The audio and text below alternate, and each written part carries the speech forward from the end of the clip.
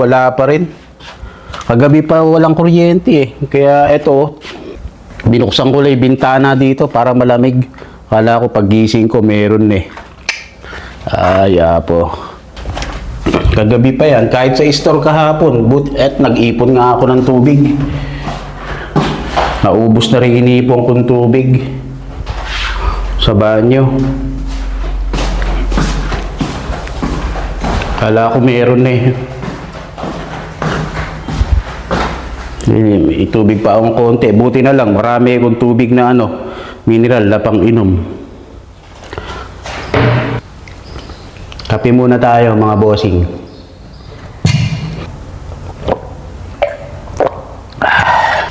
May generator kami eh. Kaya lang sa may-ari lang yun eh. Nalit lang. Pero hindi na umandar eh. Kagabi umaandar to.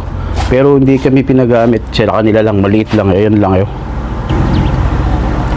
Kung madidinig nyo, napakatahimik. Generator lang ang madidinig nyo. Ay.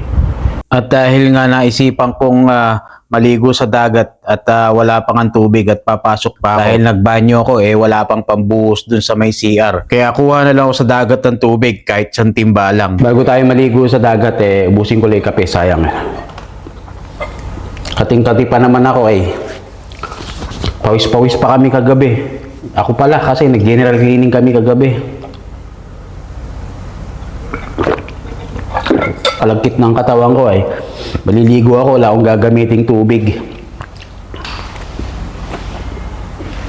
At pagkaubos ko nga po ng kape at nainom lang po ako ng tubig, pupunta na nga po ako sa dagat. Bali, Biyernes Santo to, kumbaga kahapon, nung ako nga po pupunta ng dagat para maligo. Dahil nga po makati sa katawan at wala pa po kasi tubig.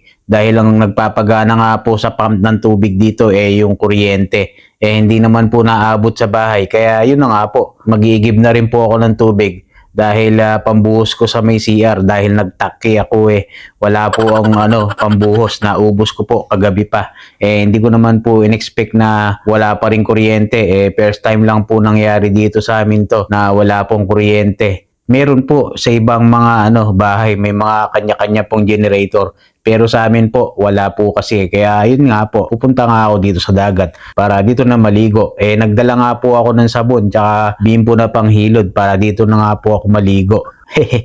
Di wow. Kung di lang po talaga ako pawisan hindi na ako maliligo Kaso malakit sa katawan kasi nga po nag-general cleaning po kagabi. Dahil nga halos kagabi, nung nag-general cleaning kami sa store, nawalan na po ng kuryente. Hanggang sa umuwi na nga po ako ng bahay, hanggang sa natulog na, hanggang sa pagising ko ng umaga, wala pa rin pong kuryente. Maga pa po ito mga bandang 30 ng umaga. Dito na nga po ako naligo dahil ako nga po papasok pa. Kaya dali-dali na nga po ako pumunta rito sa dagat. May dala po akong sabon dyan Kaya nagbanlaw lang ako saglit.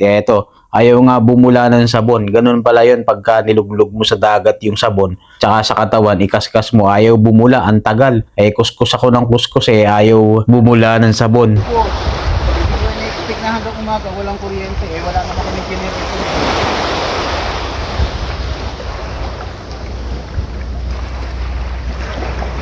Cleaning pa naman kami kagabi, nag-blackout na no-work na naman po, alam ko tapos patay yung kuryente. Bakit walang kuryente? Kaya hanggang nga ito na ito, tagal. At habang nagkukuskus ako ng katawan dito at naghihilod nakwento ko kay kabayan na empleyado po dito sa may ferry. Naglilinis siya ng mini boat dito sa bandang gilid. Habang ako naman po naligo. Kaya yun nga, kwentuhan muna kami ni kabayan. Akala nga niya wala akong pasok. Sabi ko, meron din akong pasok. Kaya ito, nagmamadali nga ako kakong maligo Kaya nung tinanong ko kung ano ng oras na mag-aalas 9 na raw. Kaya yun, binilisan ko na. Isang hagod muna ng sayaw. Aywa, aywa. Hawak mo ang beat, hawak mo ang gabi. Sa bawat galaw mo ako'y nabibi. Aywa, aywa. Quiz, miya-miya na yun. Dahil ako nga nagmamadali na at baka malate pa ako. Kaya eto, nagluglog na ako nung nagluglog dito. Langoy itik na yan. Basta importante, mahalaga.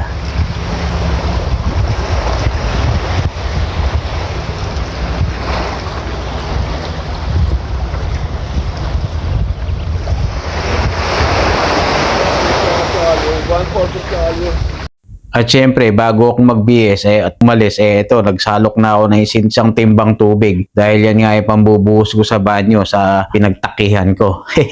Excuse me lang po sa kumakain dyan. At eto na nga, pauwi na nga po ako. Dahil nga po ako, papasok pa. What a beautiful place.